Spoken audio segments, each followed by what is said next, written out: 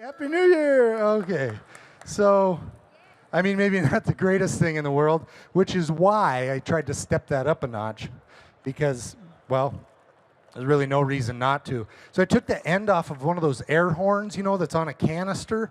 You press it and it shoots compressed air through there. Figured, why not use the liquid nitrogen? It's turning into a gas. So let's try this one out. Put a little more liquid nitrogen in this.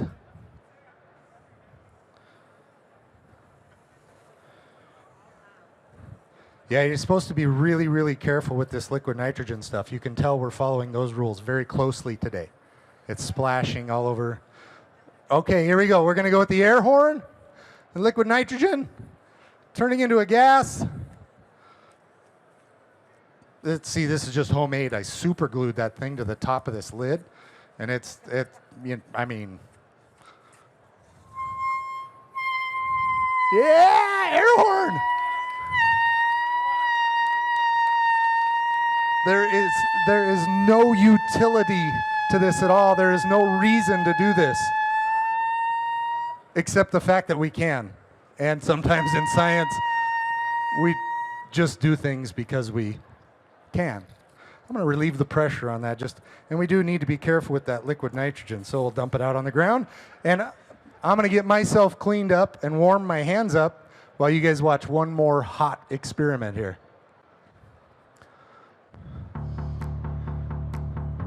See it stretching out across there. You see that? Like a glow underneath the sand. Yeah, look, it's coming up to the top.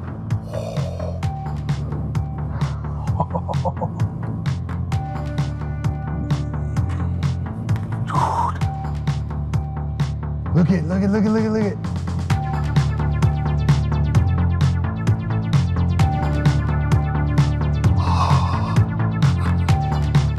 That's glass. That's glass.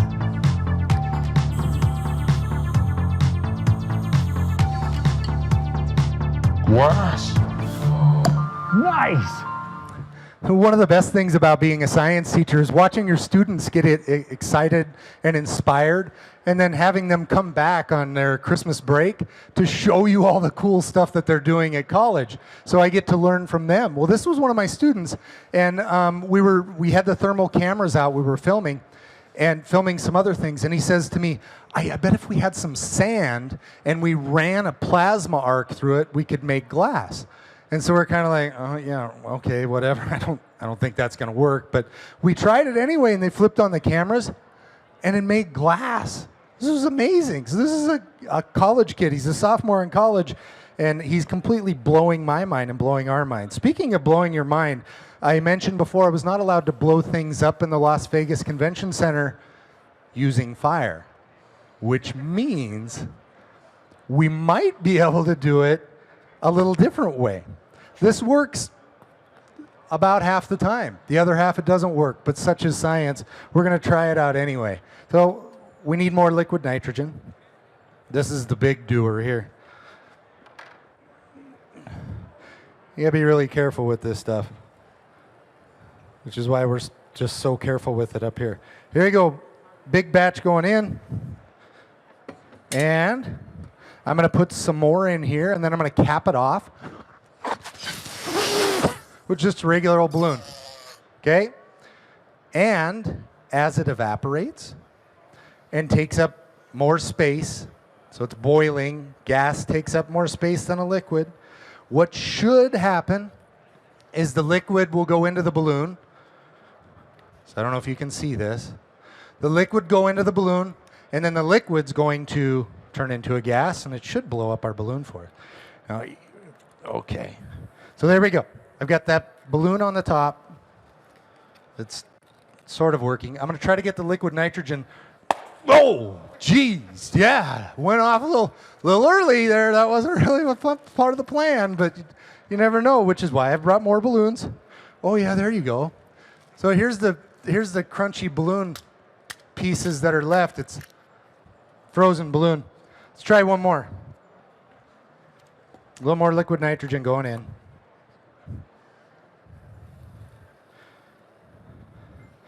Liquid nitrogen is a finicky thing, especially when you're dealing with balloons.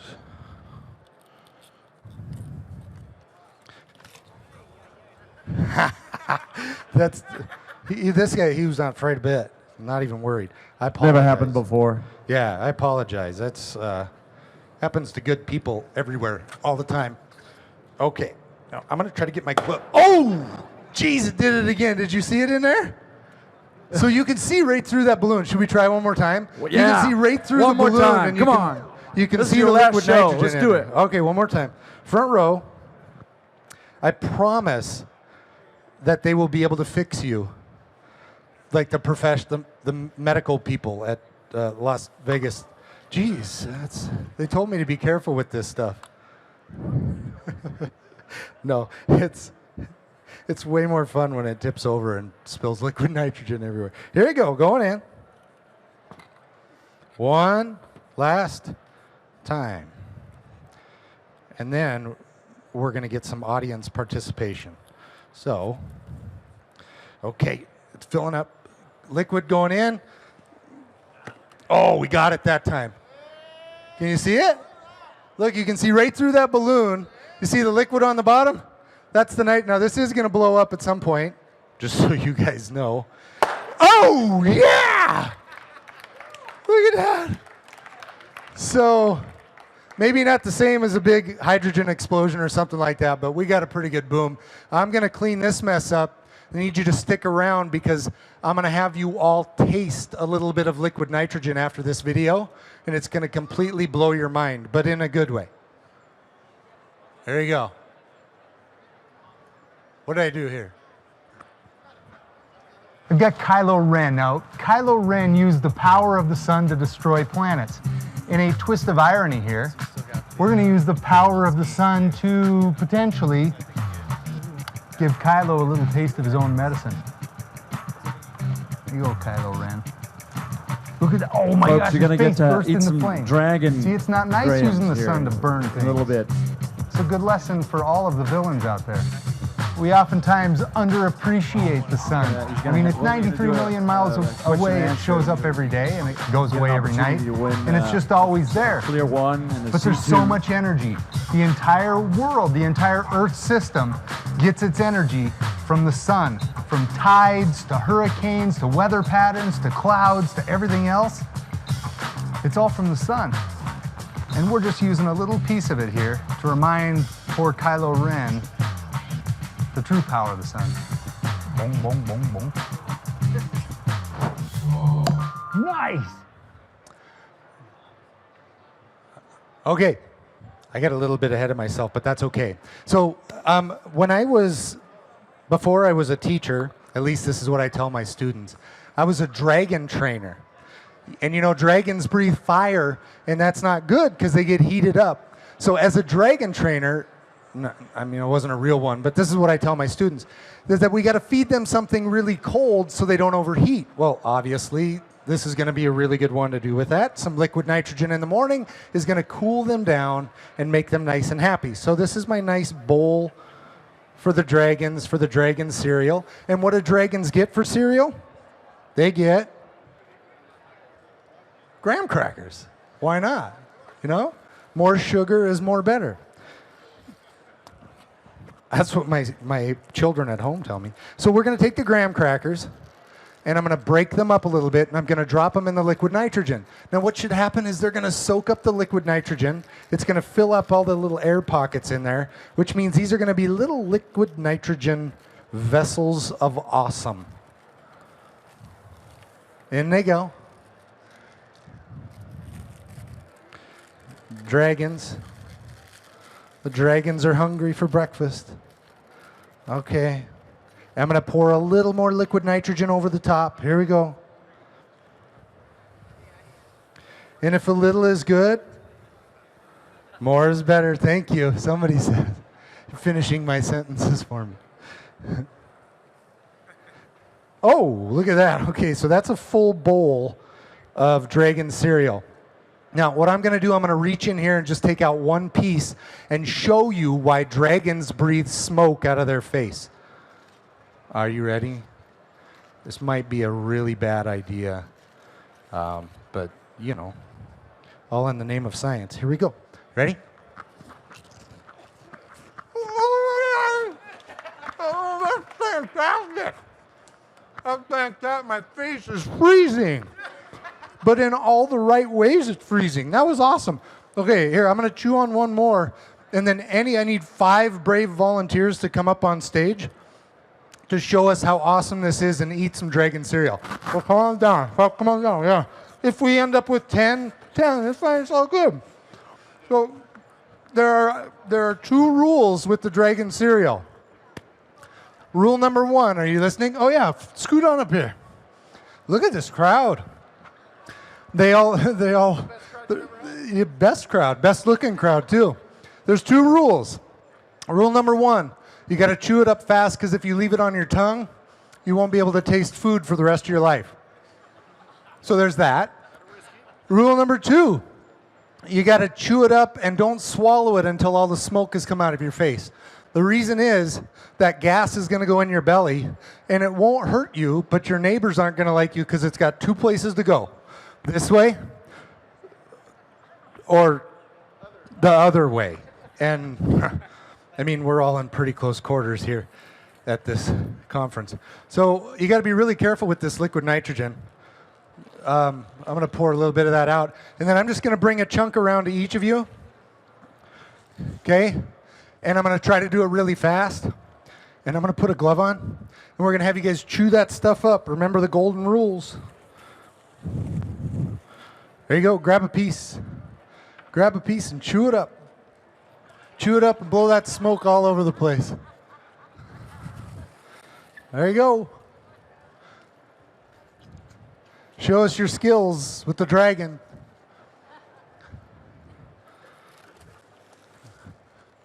How do we do? Yeah, we did good work. Now, here's the thing. Yes, they give them a hand. They're so brave. I want all of you to have the chance to be brave. And I want all of you to have a chance to take a selfie with smoke coming out of your face so that you can take science back to wherever you're going or tweet it or share it or Instagram or whatever that stuff is. Snapchat it. So I'm going to have a whole bunch of dragon cereal. I'll be making it up here as long as you guys need it. We're going to have you come down, grab a chunk, and remember the 2 golden rules. Chew it up fast and don't swallow it till the smoke's gone because you'll get gassy. And we don't need anybody being gassy. And I want to thank you guys for all sitting through science class. I know you're on vacation and you had to sit through school, but I appreciate it. And thanks for all that you do. And I need you to come on down and get some dragon cereal. And Bruce, do you have anything else for them? I do. I have 3 prizes to give away. Oh, prizes. Yeah, and then we got a bunch of T-shirts as well. Excellent. So, and they're awesome. They're these Invisible Labs T-shirts right here. I don't know if you guys can see the likeness here. Craig Beals. Yeah. Nice. So I need 3 questions. You need 3 questions? From the school teacher. Oh, okay. For the all right, audience. let's do that real quick. 3 questions. I'm going to leave this here. I need to come up with the questions? You do. Question number 1. Who knows the temperature of liquid nitrogen in Fahrenheit? What? Negative 320. FLIR 1 for you, sir. What did he win? FLIR 1. He won a FLIR 1? I don't even have one of those. This guy, that's good. Change the world with that thing. You'll change the world. Okay, question number 2. What is the greatest subject in high school? Science. Everybody gets Everyone gets a T-shirt. Everyone gets a T-shirt. It's the greatest one. Okay, so that was a really good answer. Thank you. My students do that stuff too, even though I know they're lying to me half the time. A real question. Yes, a real question. Okay, FLIR cameras see in what spectrum? Oh, you got to raise your hand or something. What? There you go. Infrared. Well, have this. I heard it first here. Okay, Wait. let's try this. What's on the opposite end of the spectrum from infrared? Ultraviolet. This guy's a hero. He's good. Now, there are a whole bunch of T-shirts up here, and really, you got to try the dragon cereal because it's fantastic, and you get to have liquid nitrogen smoke shooting out of your face. And then you guys have a great time here at CES, and check out all the great stuff from FLIR. So come on down. Thank you. I'm just going to dump this out right here for you guys. Ready? Grab a chunk, and I'll make more. Get a good picture of yourself. Oh, yeah. Oh, yeah. Selfie time. Selfie time. That's good. You're like a pro. He's a pro. I'll make more. Hold on. I'll make more. Come get your dragon cereal. Smoke breathing out of your face. Pick up a t-shirt. All right, watch your eyeballs real quick. I'm going to dump some more liquid nitrogen in here. Grab a chunk of Dragon cereal right here on the table. Watch your eyes real fast. Gonna get a little more in here.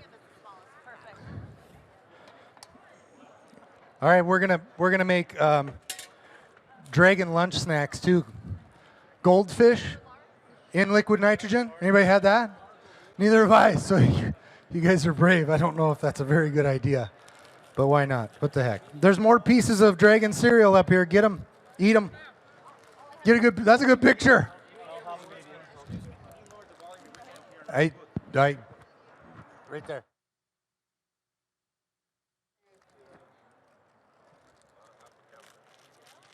All right, goldfish coming out here. We are out of t-shirts. Sorry about that. Where can we get a demo?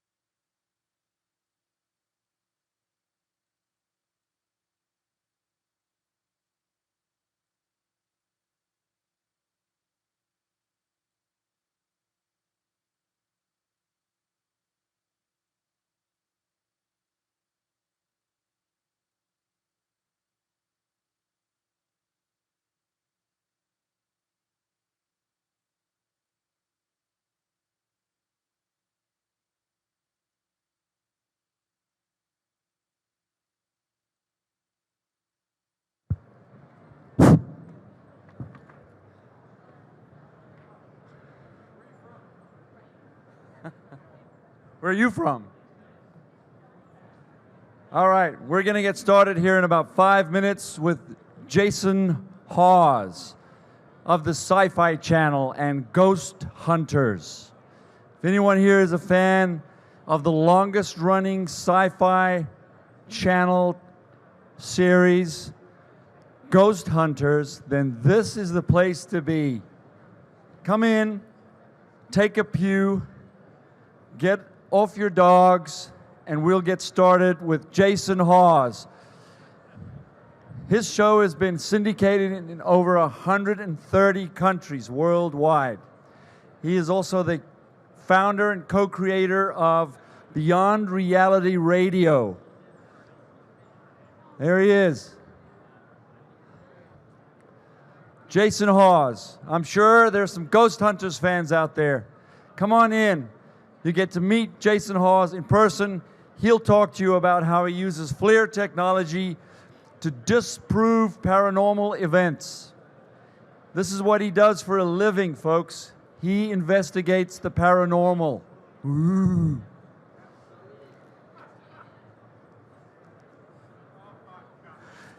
Come on, just bear with me. It's the third day. I'm struggling. I've used all my good jokes. I'm worn out. Vegas has taken its toll. All right, we got a few more seats to fill here. Thanks, folks. Appreciate it. I can't get started until we have the seats filled. We are going to give some things away at the end. We have a FLIR C2 thermal camera to give away at the end. So I will say that you need to pay attention because there will be questions. That's how you win one of these. We also have a VP50 voltage detector to give away. All right, we got everyone in a seat, so this is good news. All right, so Jason nearby? All right, okay, without any further ado, ladies and gentlemen, Jason Hawes of Ghost Hunters fame.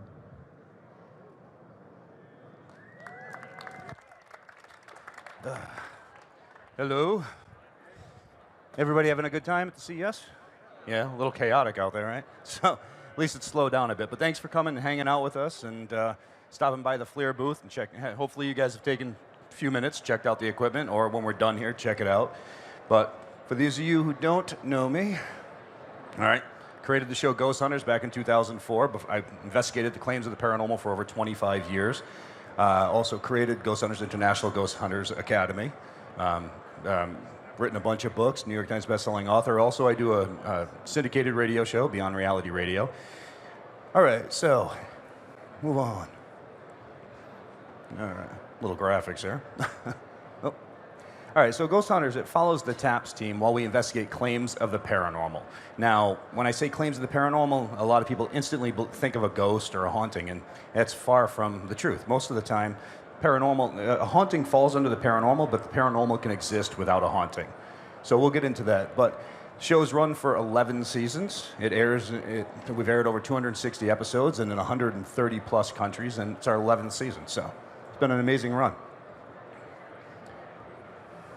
All right, and just a little about TAPS. All right, TAPS stands for the Atlantic Paranormal Society. It's the most visited paranormal website in the world with over 90 million visitors annually. And we get about 1,000 case requests a day. So from all over the world. So we've got this huge network of TAPS groups that are everywhere. In every country, if you go to the website, you'll be able to see that. All right? And to be honest, I think why the show's lasted as long as it has, it's pretty self-explanatory. We go in believing that over 90% of all claims can be disproved, that it doesn't have anything to do with a ghost. All right, so let's just get into a little of why or how, all right? We'll do a quick breakdown.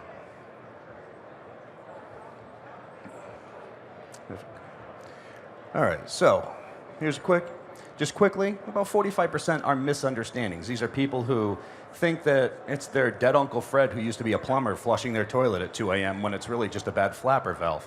So things of that nature. There are things that a lot of times you can go in and you can figure out what's truly going on. All right, so about 45% of misunderstandings, it's not intentional. about 15% want a haunting. So no matter what you tell them, no matter what you explain or you figure out, they're going to believe it's haunted, bottom line, okay? You've got about 10% that do have some medical issues. Now, it might sound funny, but everything from schizophrenia down. We went to a little old lady's house not too long ago. About 20 minutes after she invited us in, she came after us with a frying pan because she forgot she invited us in. She thought we were intruders. So you can see she needed help that was beyond what we could do for her, so helping the right people. This one's definitely a big one. Self-medicated, all right? A lot of people out there are self-medicated. And with that, you know, they have their own paranormal issues, I guess. And then we've got about 10% that fall under the paranormal. Now again, like I said, paranormal. That doesn't mean a haunting. And I want to just explain that to you real quick, okay? All right, so para meaning beyond, and normal meaning within limits of what we're familiar with. So when you put them together, honestly, all right, beyond our limits at this time. So think of it this way. There's scientific proof to show that high magnetic fields can condense enough to move small objects. That doesn't mean a ghost moved it. So it just means it's above the normal of what we're used to at this time, so we're able to figure it out. So it has nothing to do with a ghost. And I think this is really important. A lot of people ask me what my favorite piece of equipment is and why thermal imaging, which is my favorite piece of equipment, is so important to us when it comes down to investigating claims of the paranormal. We'll show.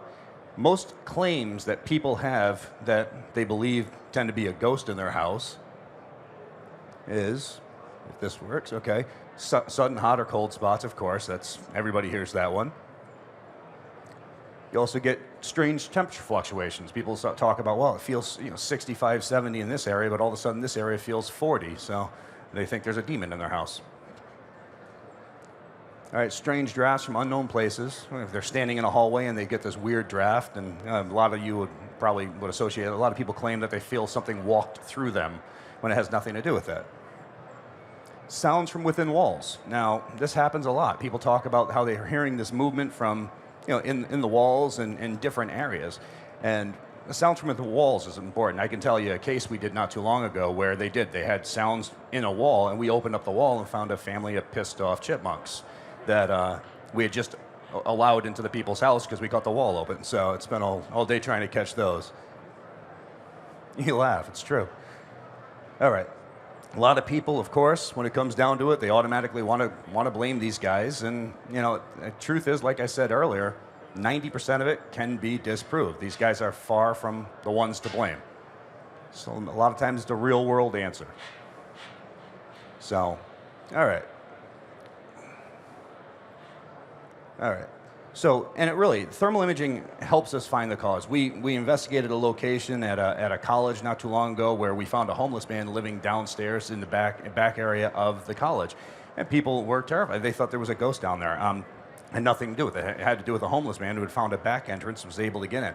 We wouldn't have found that with infrared. We wouldn't have found that with anything else. But using thermal imaging, I'm able to see in complete darkness anything that gives off a heat signature. I'm able to see where the guy was standing a little while ago, follow the footsteps, and you find a living individual there. And thermal, it comes in so handy. How many of you guys know the movie The Amityville Horror?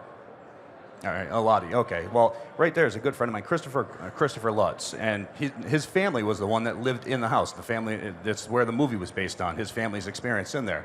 And he can even tell you how important thermal imaging would have helped them out, especially back then when they were having those experiences. All right. So you can see you've got overloading wires, you've got drafts coming in, you've got people down at the end of hallways, so you're able to figure out what's truly going on. Now, the infrared camera, you wouldn't be able to see that far down. But I can tell you with even using the FLIR 1, if somebody was standing up against the wall on the far end, I could see them because they give off a heat signature. The wall's a different color, they give off a heat signature and show up. So, any questions so far with any of that? No? What's the range on that? As far as the heat signature can pick up, it's pretty far. I can tell you that we've used it and been able to see a couple hundred yards. But the fact of the matter is, of course, as you get into the higher devices, the bigger devices, it's gonna extend further. But at that distance, it'll be still a heat signature and showing up. But of course, it's not going to be easily defined. You'll just know that there's something there. All right, so show you a couple videos. At least you guys can get an idea of how these things will show up. Okay. All right, strange sounds coming from the basement. People are hearing moving. It's going on down there. Now you can see, now if we're in total darkness trying to use any other camera, we wouldn't be able to find these. Now you can see things moving around. It becomes more prominent in just a minute. But using infrared, you might be able to see them, you might not. Going down with any other camera, you wouldn't be able to see them, but because they give off a heat signature, you're able to, watch. You're able to see them, you're able to see where they are, where they've been, where they're moving. So not only does it help you solve paranormal problems, but to be honest with you, if you have these things living in your house, you got to worry about disease and your children and all things like that. And the nice thing is also with these setups where I've been working with FLIR for quite a few years now, and the initial design, they've designed this so anybody with a smartphone can own a FLIR thermal. You got to think, when I started doing the show 12 years ago, we were buying thermal cameras that started at $5,000, $6,000, $7,000 and ran up to $30,000 just for TV use. And we started working with them, and now anybody who's got a smartphone can spend just a couple $100 and have a FLIR camera on their phone, which is amazing. And they've even designed, the great thing is dealing with them, they take feedback. And we were testing them in the field, and the initial ones that we were using were the full case units, first generation. But now that phones have changed, every couple of years, the iPhone or whatever changes design, they really thought, well, how do we make it so it works? And people don't constantly have this issue. So they've set it up where it connects to the bottom, and also on the side where people who've got cases on their phone, now there's a dial on it, so when you connect it, it literally still connects in you. The plug can go up and down and make it so it can connect in depending on whatever case you got. All right, so let's watch another video. All right, again, another claim, people hearing noises in the walls and heat signatures coming off the walls. And of course, you've got things that are showing up there. Now, the nice thing is that could be anything from animals living in the walls, bugs living in the walls. You could have water lines feeding. As a plumber, I'm a plumber by trade, and I've used it to find leaking water lines behind walls because it gives off a heat signature, cold water lines that are leaking throughout the wall. And it's important because, think of this, as a plumber, I go into somebody's house and I have to look and try to find out where something is leaking from. Well, without thermal, I'm starting to cut into walls and hope I get closer and closer to the area. By the time I'm done, I've opened up this huge area. But using a FLIR thermal, I'm able to go in, isolate where the problem is, cut open the wall, fix the problem there. So it becomes a real cost-effective thing that helps out, and it saves the people a lot of money as well. So we'll play another video and show you. If it comes up. Hello. All right, there we go. All right, strange hum in the wall. So again, you're going to see you were able to isolate different areas where, of course, you're getting more of a heat signature, and where the noise was coming, they were able to hear it on the inside. So and this takes a second, but you can. So of course, after you isolate the area, you open it up and you try to figure out what's going on in there. And wait for it.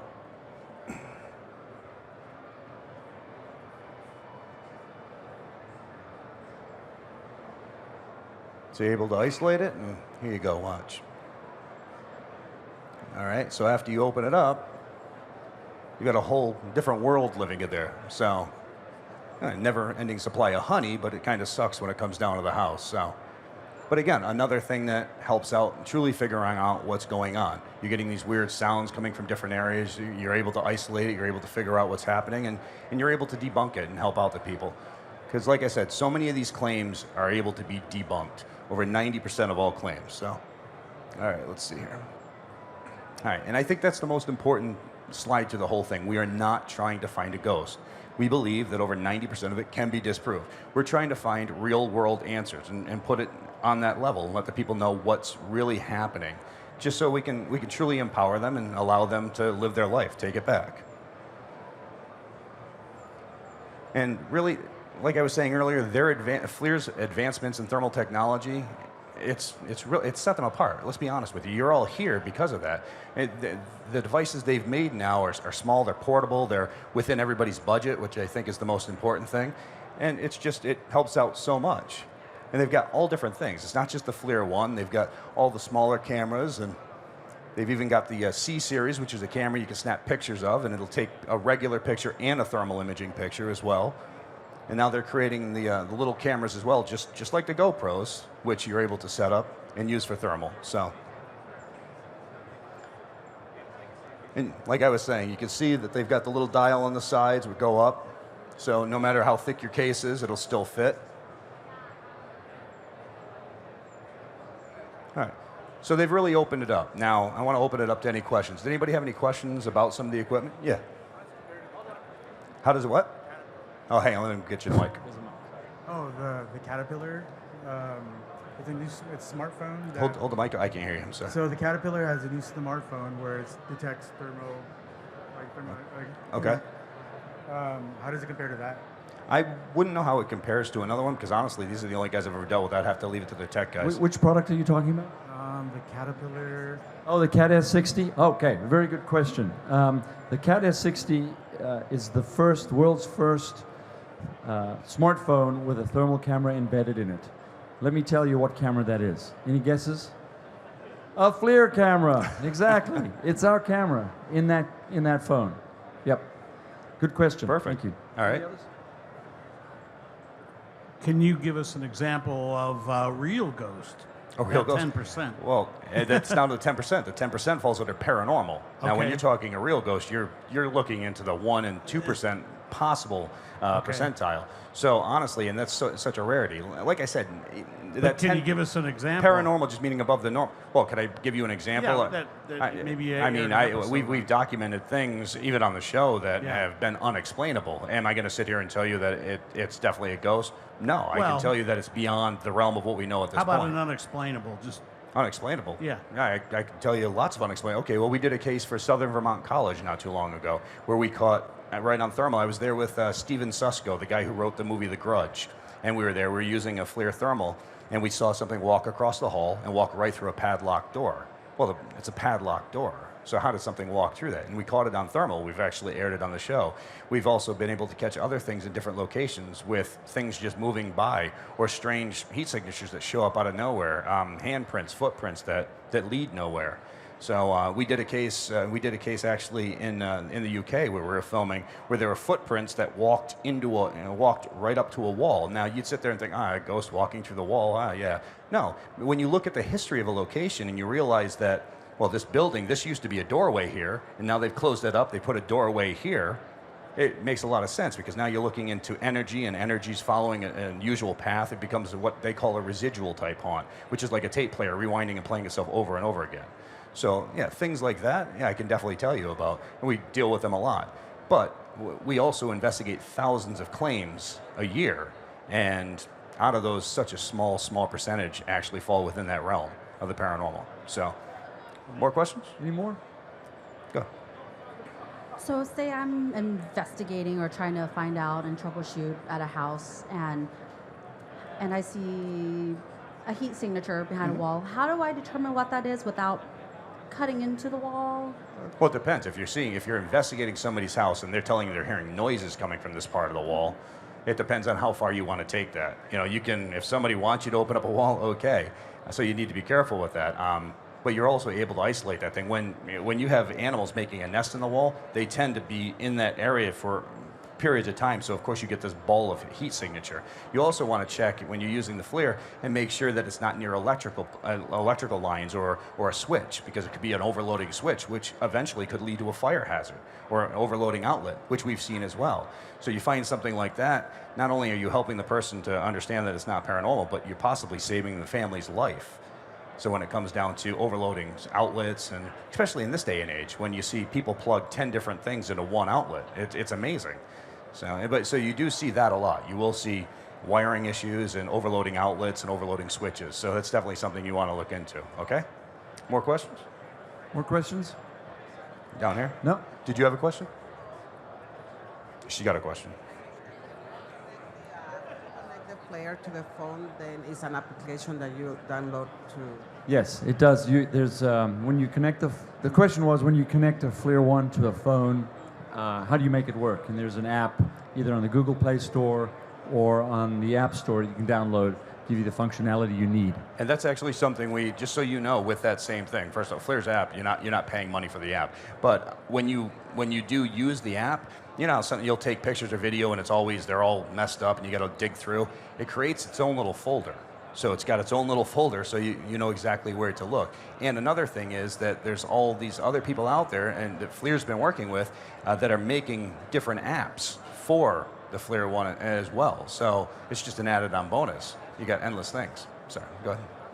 So do you use, on the show, do you use just the higher end cameras, or do you use I use FLIR. I've been using FLIR ones on the show for the last 2 years. And don't get me wrong, now I also have other cameras, but if you watch the show, you'll see the last 2-3 years I've been walking around using just the FLIR one because my phone's always on me. So it's nice. I'm able to walk around and use that, and it helps out with different things like that. Now, if I'm going to head out to different locations where I'm a big business that has endless distance between it, then I'm probably going to use a larger camera to be able to cover a much broader range. But the FLIR one works perfect because my phone's in my pocket. I just pull it out, plug it in. I'm really not walking around. Most people this day and age are walking around like this anyway, so it's not too far-fetched to just hold it up. So, any more questions? All right, well, we have some questions. One more. Oh, I'm sure you're investigating for hours on end. How much battery life are you draining? How much battery? Oh, the batteries on the phone have definitely gotten a lot better. Honestly, with the first generation, for a while there, I was draining a lot of. And here's the thing: I've been dealing with a bunch of the great employees at FLIR. One of the notes I had was that the battery was dying on the first generation, the whole case one, and they had designed it where it wasn't. Then it was actually holding its own charge. It wasn't dragging off the battery. So, but the new ones, what do they drain? Because they really don't affect my phone at all. The good news about the new ones, the second generation and the fourth generation, is that they actually have their own battery. So they don't actually really draw any power from your phone. The only thing is your monitor, of course. You're If you have using your the screen you may be lit using the up screen high, more. if you have So your screen- Jason's right. Yeah, I'm walking around in complete darkness, so my screen can be dim. I don't need it turned up high. So if I turn it up bright, then I end up killing myself, falling downstairs. So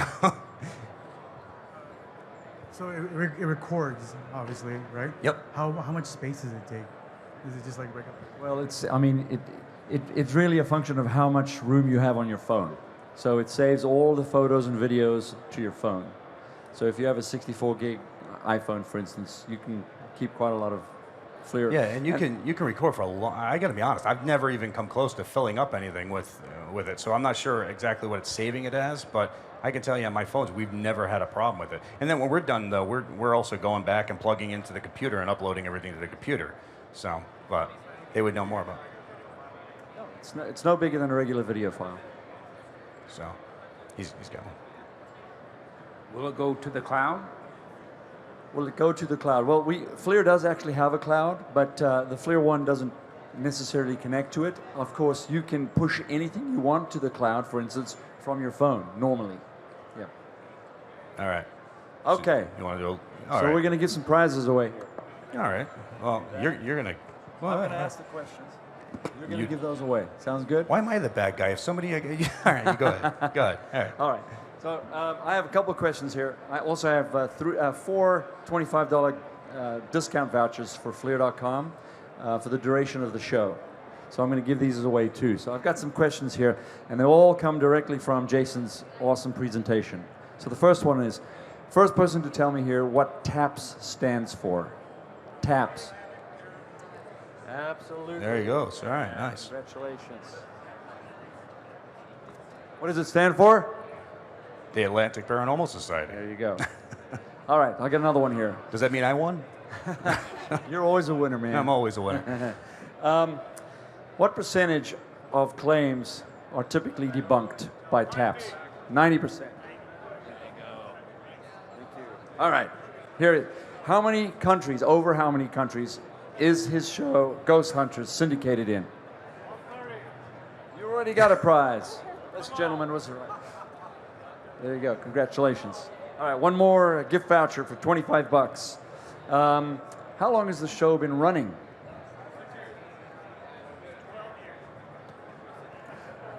There you go. All right, so now we get into the fun ones. We have a VP50 voltage detector and a C2 point and shoot ruggedized thermal camera. All right. I heard that whistle. All right. Thank you. Here we go. All right. So, name three things. One of you has to name three things that you can do with thermal. Water, like detect heat, water, and electric. Electrical fault. Yeah. All right. Which one? This one. All This right. one right here. Okay. Congratulations. All right, last question. Who can name the 5 products that we launched at CES 2017? Ooh. No. 5 products. We launched 5 products, and none of the FLIR guys can answer this. Come on, Google it. Do whatever you need to do. Wait, he's using his phone. Hang on, he's cheating. This is a $600 product right here. I'm not going to just give it away for nothing. FLIR 1 Gen 3, yeah?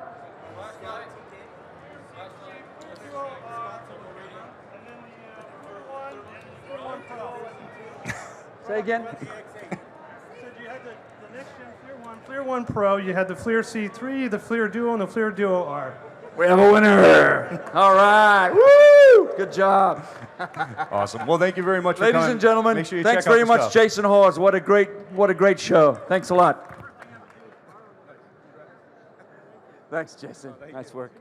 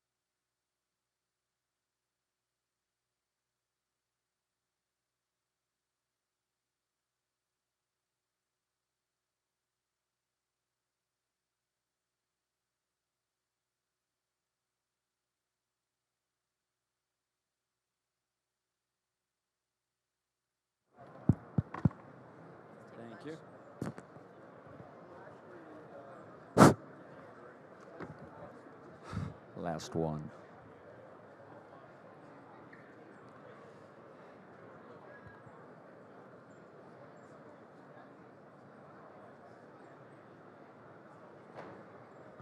Okay.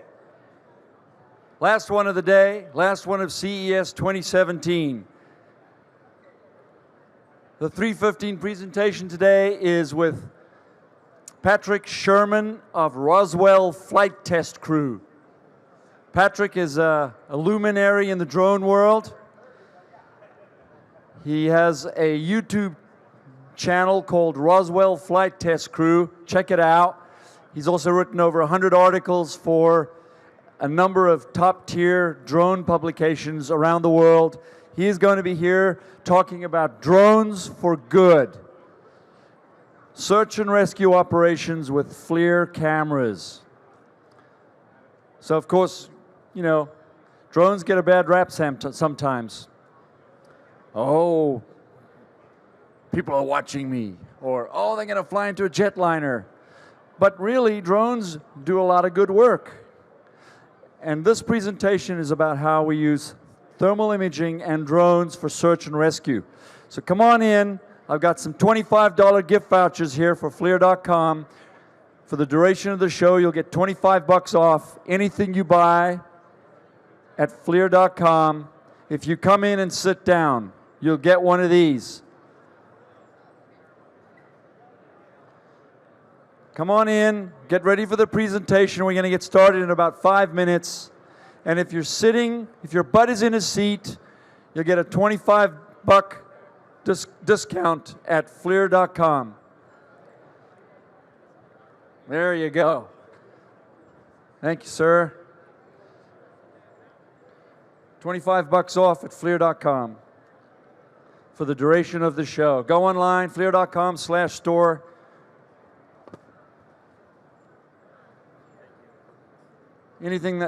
Everything, FLIR 1, Gen 2 is there. FLIR Duo is already shipping on FLIR.com. The thermal camera for your drone. The Scout TK thermal camera for outdoor use is online right now. $25 off. This is the last presentation of the day. We cannot get started until I have butts in seats. That's what they told me.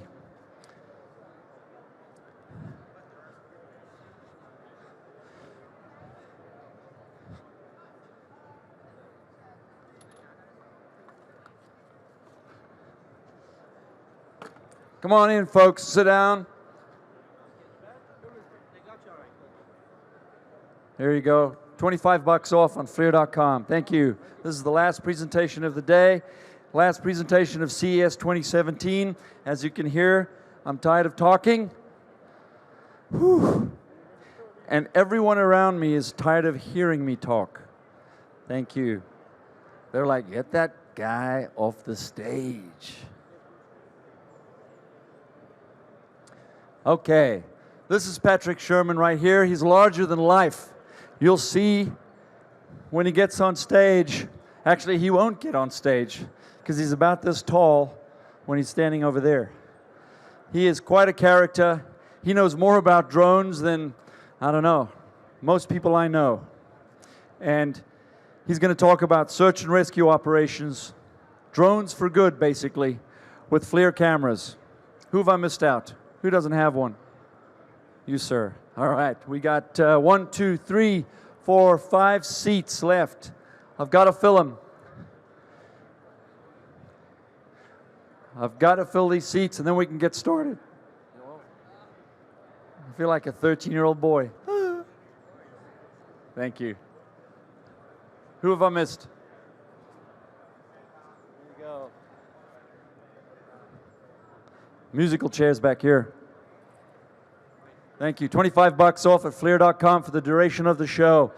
FLIR 1, FLIR Duo, FLIR Scout TK, all of our professional products. If you want a thermal camera today, tomorrow, you'll get $25 off. Anything in the store. We're also going to give away a VP50 and a Scout TK at the end of this presentation. So you got to answer a question to win it. So you got to listen. One more to go. Just one more seat. Oh, sorry, 2 seats to fill. I got 2 seats to fill and we can get started. That keeps happening, doesn't it?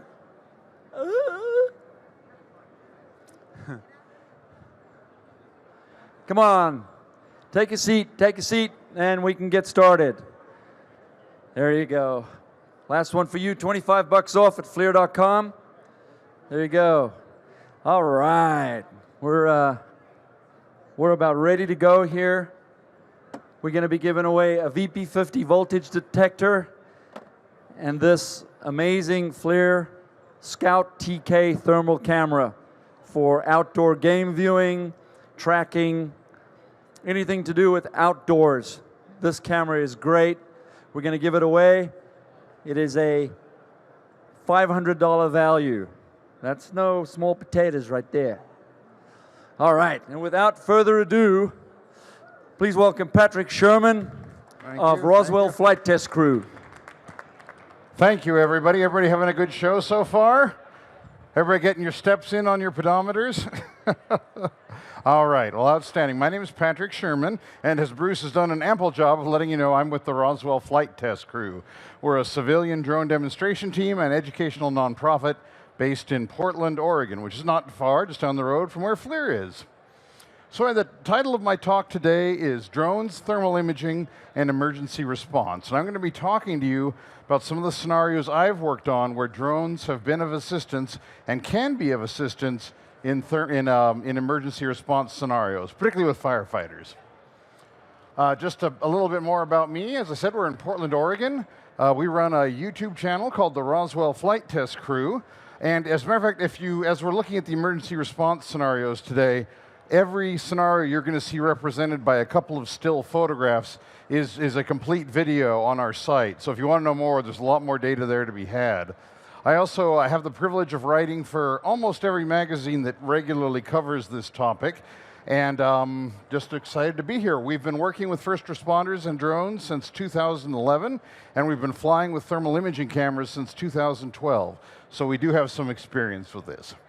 So before we talk about how we can use thermal imaging, let's just begin by briefly talking about what thermal imaging is. And I'm sure you all recognize here on the screen right in front of us the familiar rainbow spectrum, which Sir Isaac Newton found for us all those years ago with his prism.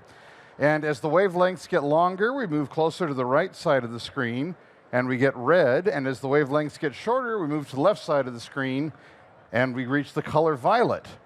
Now, beyond the visible light spectrum, there is additional light that we can't perceive with our own eyes. And if it's above violet, shorter wavelengths, it's called ultraviolet. And if it's below red, we call it infrared. And that gets into the emissions of heat. And what a FLIR thermal imaging camera allows us to do, and what thermal imaging allows us to do generally, is to see a portion of that infrared spectrum as though it was visible light. Now, one issue we confront as we do this is that there are no colors down there that we recognize. We've never seen this, and so there is no red, there is no blue. So consequently, we get to choose what the world looks like. And thermal cameras come with a number of color palettes which are built into them and allow us to see the world. So far and away, the most common ones you'll see are on the top, white hot and black hot. And you can see we've got hot on the left, cold on the right.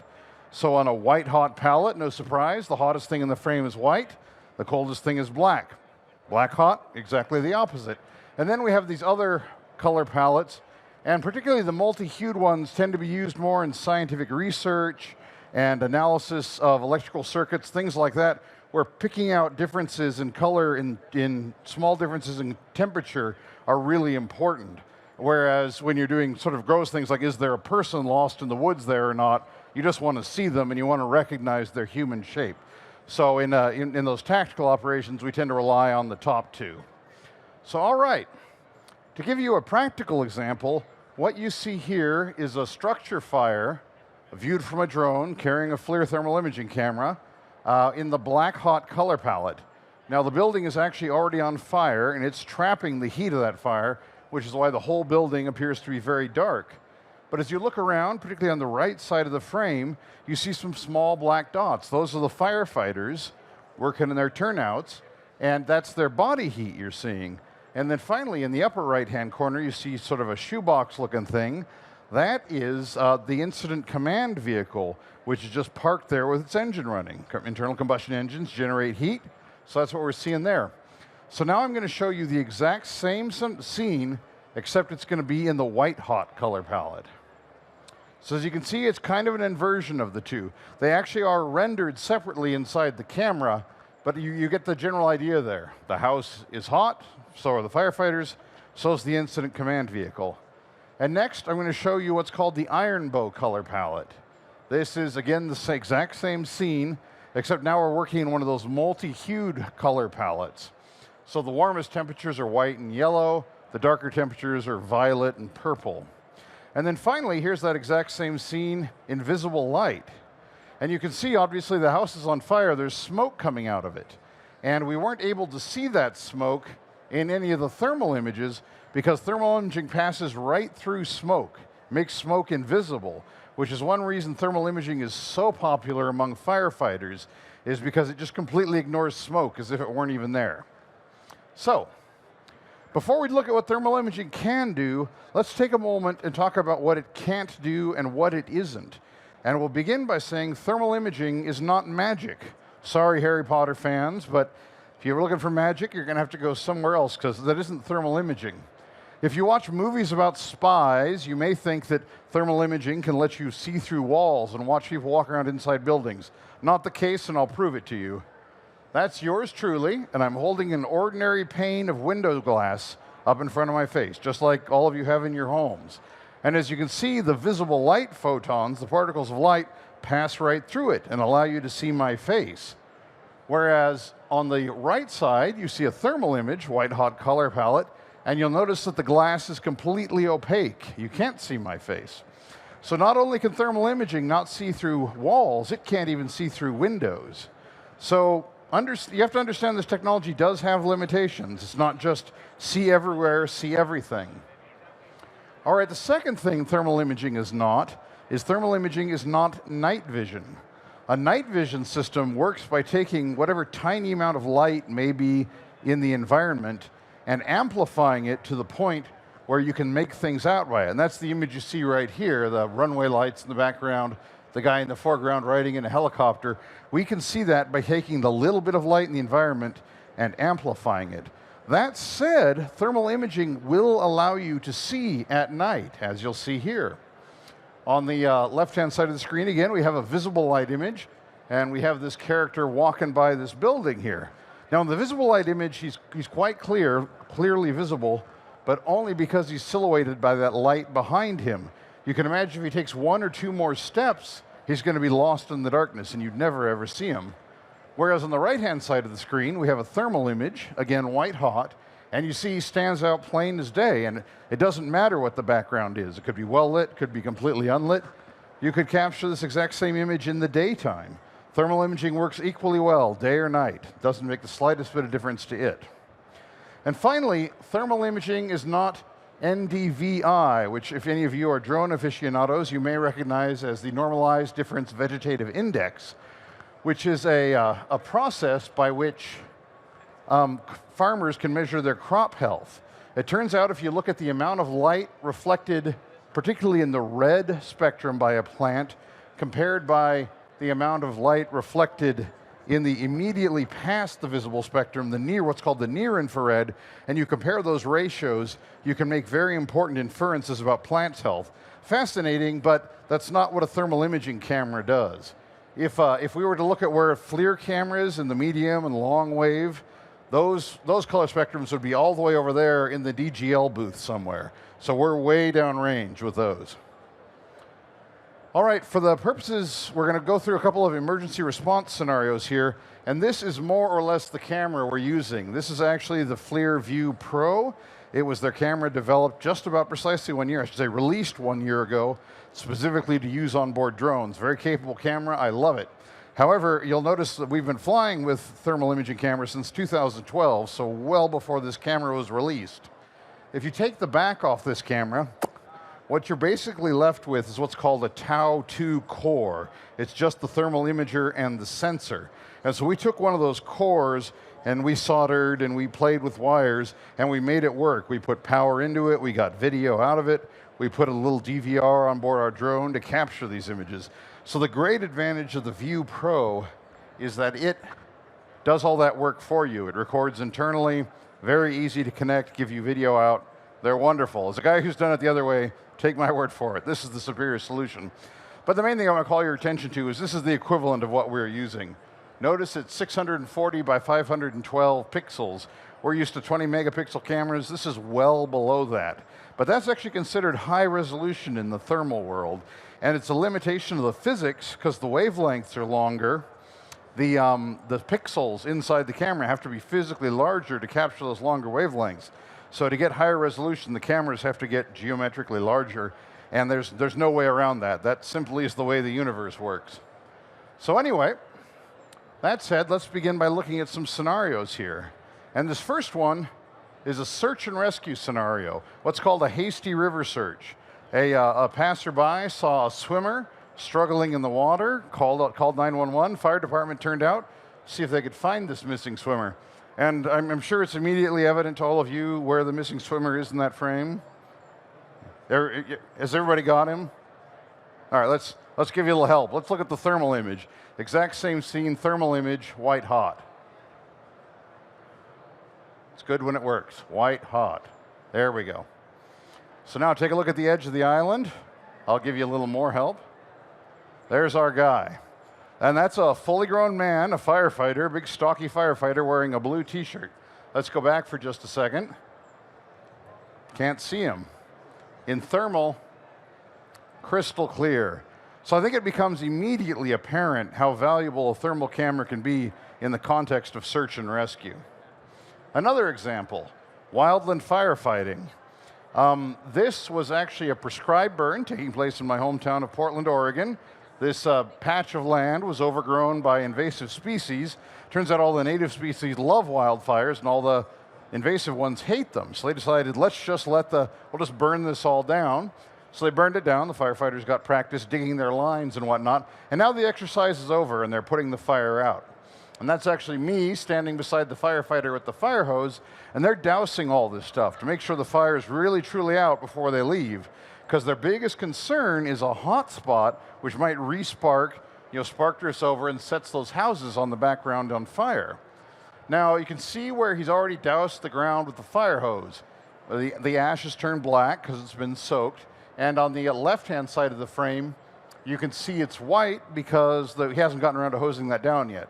But I think we can all agree that where the ash has turned black, that fire's out, right? I mean, that fire is not going to reignite. Well, let's check with the thermal imaging camera. Oh, what do you know? Almost right at my feet, we've still got some lingering hot spots. So again, using thermal imaging, we can see what cannot be seen by the naked eye, and by having the elevated perspective of a drone, we can quickly survey a large area and determine whether or not it can be safely left behind, whether or not the fire is really, truly out. So, another good example of drones doing good with thermal imaging on board. A third example is structural firefighting, and this is one which never fails to impress me with the courage of our men and women who are firefighters. What you see here is what's called a burn building. It's actually roughly a replica of a 3-story house, but it's made entirely of concrete. And the insides are protected with fireproof tiles like on the space shuttle. So this house will never ever burn down. But they pile old pallets and straw in there, get a good ripping fire going so they can charge in and practice with it. And you may ask yourself, why are there 3 firefighters on the roof of this burning building? And it's because a common tactic in structural firefighting is what's called venting. Firefighters will go on the roof, they'll cut a hole, and what that does is allows excess heat to escape from the building. It vents it. If you all recall the fire triangle from when we were in grade school, to burn, a fire needs 3 things. It needs heat, it needs oxygen, and it needs fuel. So we cut a hole in the roof, we take away some of that heat, and it makes it easier for the firefighters who are inside to get that fire out sooner. Wonderful approach, very effective, but obviously extremely dangerous. Firefighters are killed every year attempting this precise maneuver while fighting structural fires. And so it seemed to me that this is an area where drones ought to be able to help us. So we put our drone up over a structural fire. This is actually the same single-story ranch dwelling you all saw earlier in the demonstration. We're looking at it in the iron bow color palette, and I think it becomes immediately clear where within this structure the fire is burning. And as I look at this, what I find myself thinking of is like a Japanese lantern with a paper skin and little wooden, ribs to hold its structure. And what appear to be the ribs are actually the roof joists, the rafters which are holding up the roof. And it appears that the fire behind it is illuminating it, and they're casting shadows. Now, if you think about it, that's actually not what's happening, because this is a thermal camera. It's measuring temperature, not light. And so the reason the rafters appear to be darker is not because they're casting shadows, but because they're absorbing heat, but they're still cooler than the surrounding areas, which means they still have some structural integrity. But if you look where the fire is burning hottest, the rafters have almost entirely disappeared, and that means that they themselves are on fire. So if you're the incident commander looking at this in your command vehicle, you can tell your guys who are on the line where it's safe, or maybe I should say safer, to go up on the roof, and the spots that they should clearly avoid.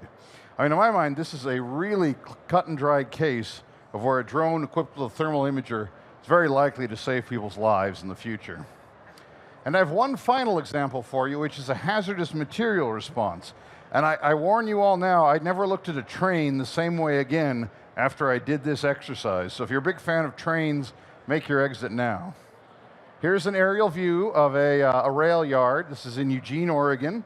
Just a sort of ordinary rail yard. There's one like this, I guarantee it, in each one of your hometowns. And one of these rail cars here is poised to bring death and destruction to your hometown. Now, I'm sure it's immediately evident to all of you which rail car is the problem here, right? You can all see it? All right, well, let's change over to FLIR. You guys are getting onto my game here. About halfway up on the center line, why is that one rail car white hot and all the ones around it are cold?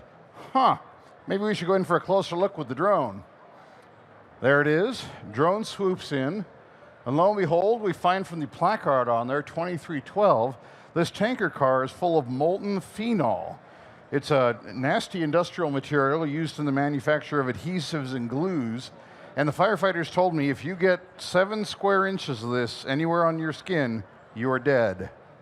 That is the end of you.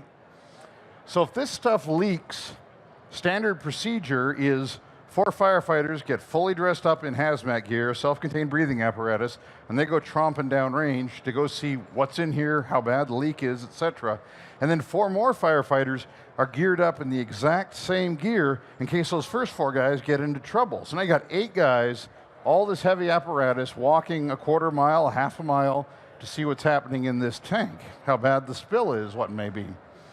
And we were able to, the incident commander told me that takes about an hour from we've got a problem to knowing what the problem is so they can begin coming up with a plan to mitigate it.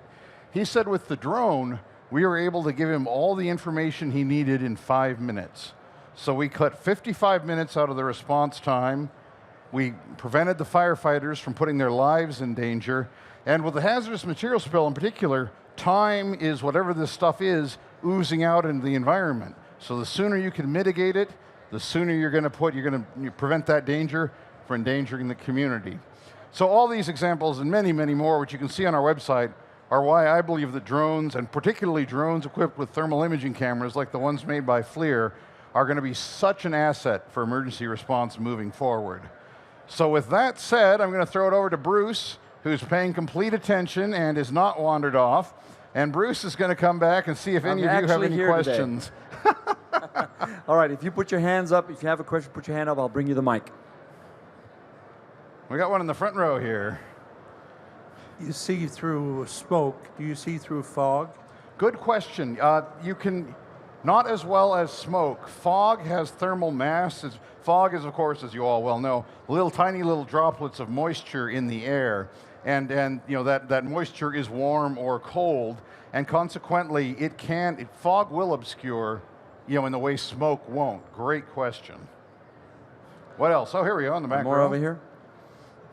So, what's the distance of your sensor? Camera. What's the distance between the range Yeah. in. Boy, Bruce, you might know better than me. I've never.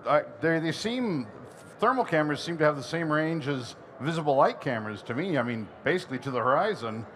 I mean, obviously, as you get closer, you see more, and you got an HD camera that's 1080p, and 1080 pixels by 1920. This is 512 by 640. So to begin to make things out, you need to get closer to make out details. Here's a good example, and you can find this video on our website.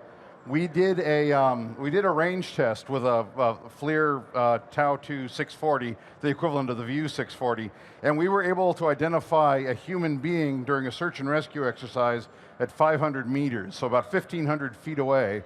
We could begin to identify a person. What kind of use could I use for home use? What would I use it for, like a camera like that? Well, for just your individual home, I mean, FLIR, and again, this is not my field of it. If your home's on fire, I'm fully prepared, but they are very useful for things like home energy audits, where you're losing heat or cooling through the roof, etc. And in fact, that's a key mission for the new FLIR Duo, which was just released at this show.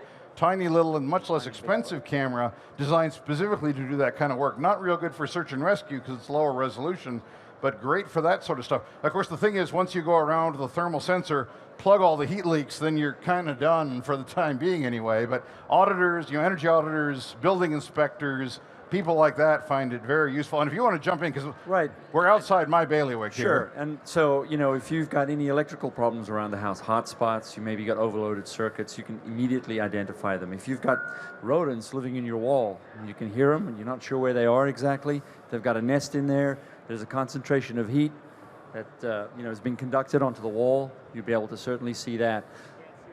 You cannot see through the wall, no. But if they're up against the wall, their heat is being transferred onto the wall, and you'll see that concentration of heat, absolutely. Of course, you can see in total darkness, right? Total darkness. So if you're trying to find a pet. The other thing, I can tell you what I use mine for a lot. Pet pees on the carpet and you don't know where. It's a perfect That's a good one. application. Hold on, one sec. I was also going to just mention, you can also see cool spots. Yeah. So if you had a leak in a roof or in a wall or something like that, you could also see if it's if it's blue or if it's not the same color. You could also find cool spots, right? Yeah, that's a very good point. Water, is it more or less? Again, this is not my expertise, but water has different thermal mass than air or most building substances. Water is going to cool off much more quickly than, say you've got a leak behind the paint in the wall. You're going to see that immediately on thermal because it's going to be much colder than the surrounding sheetrock. So yeah, there are tons of great. I mean, the problem is that's not, like I said, unless your house is on fire, I'm really not an expert in what the thermal camera is going to do for you. And that's an important home improvement question, but not one hopefully any of you ever face. So. Absolutely. Any more questions? Specific degrees that they can merge, like 300 degrees, 100 degrees? It really depends on the camera itself. So we have sort of more entry-level cameras that the temperature range is up to 120 degrees C, for instance. And then our sort of more professional cameras have a much higher thermal range. So it really just depends on what job you're trying to do and how big your budget is. But we have cameras that start at $199 and go all the way up to, it's not here anymore, but there's the science camera that's $100,000. Cooled camera, yeah. And again, for most things, I think for which a civilian or even a search and rescue operator need a thermal camera, there's sort of gross solutions you're looking for. You don't care that the water leaking into your wall is, 42.6 degrees. You just care that it's there. And where do I look for it? Where do I look for it? And if I'm looking for a person lost in the woods, if they're running a slight fever, I am concerned about that for the medic's sake. But if they're 102 versus 98, I really don't care. I just want to find their shape so I can tell the rescuers where to go to get that person. So the solutions I tend to look at are more binary, which is why we use the black hot, white hot color palette, because boom, are they there, are they not? Is there fire in that room or is there not? So I'm looking very big picture, very quick analytics, but FLIR makes unbelievable tools for science and engineering. I mean, the images are just breathtakingly beautiful, quite apart from how useful they are to the people who know how to use them. But well, for instance, here's a case in point. That image right behind you on the wall, the cityscape of Vegas, we took that photograph maybe a month ago from a balcony in the Cosmo. It's about, I don't know, 1,000 meters from where we mounted the camera to, areas inside that skyline. That image itself is made up of 2,000 individual images. So we used a long lens, a 500 millimeter lens, and we took 2,000 individual images and stitched them all together to make that immaculate image. That is 25 feet wide and has 1 billion pixels. So, it really just depends on what you want to do. And we have cameras all the way, as I said, from $199 all the way up to cameras that you put on the nose of a helicopter for the Coast Guard or so on. Yeah. Hundreds of thousands of dollars. Hundreds of thousands of dollars. Yeah.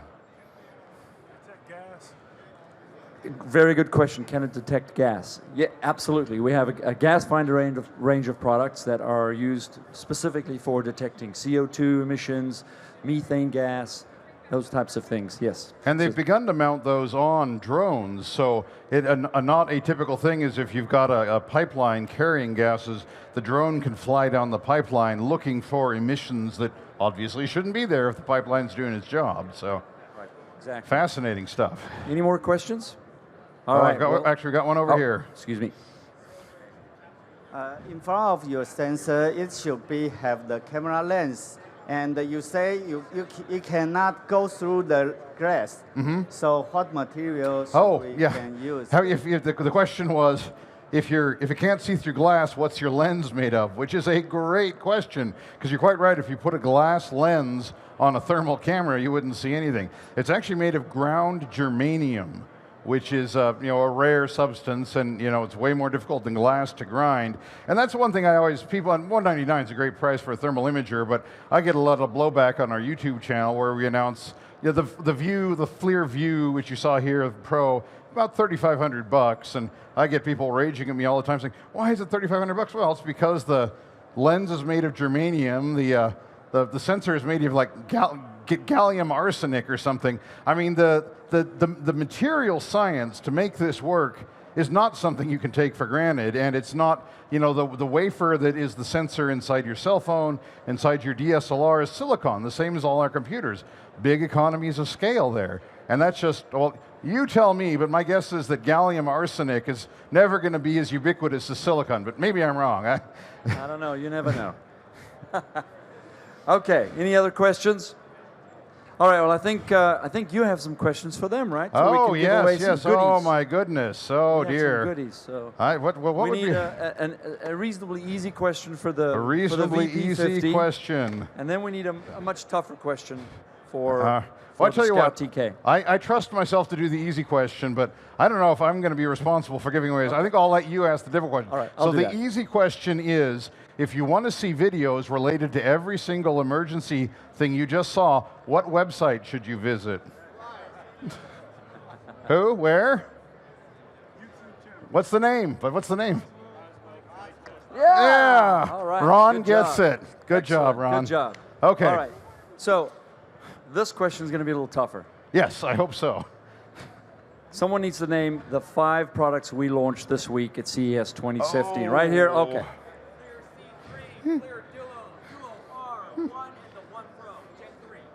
Boom! Boom! Woo! I got to tell you, that's pretty good. And 5 products, 5 brand new products is also pretty good. That's a very good thing. No, he doesn't work for us. No, he doesn't. I was going to say I could have done that. But he might, because he's that good. Thank you all for being here, gang. All hang around up here for a few minutes if you have any additional questions. Thanks very much for coming out. And if you haven't already done it, try the thermal VR simulator right around the corner here. It's immerse yourself in the thermal world. Find things that are completely invisible to the human eye. right here in our thermal simulator. And if you haven't done it, get a thermi taken over there in the corner. Thanks very much.